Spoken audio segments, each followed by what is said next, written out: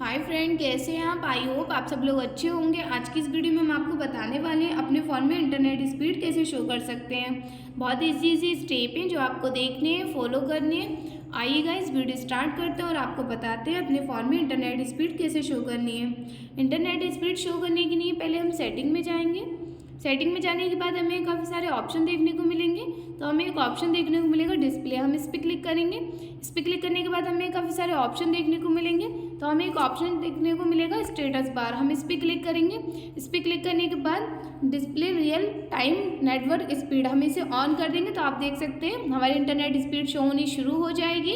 और अगर हम इसे ऑफ कर देंगे तो बंद हो जाएगी। इस तरीके से आप अपने फ़ोन में इंटरनेट स्पीड शो कर सकते हैं, ऑफ कर सकते हैं, ऑन कर सकते हैं। गाइस, अगर आपको वीडियो अच्छी लगी हो तो लाइक करें, शेयर करें। अगर आप इस चैनल पर नए हैं तो सब्सक्राइब करें। मिलते हैं आपसे किसी नेक्स्ट वीडियो में, तब तक के लिए बाय एंड टेक केयर।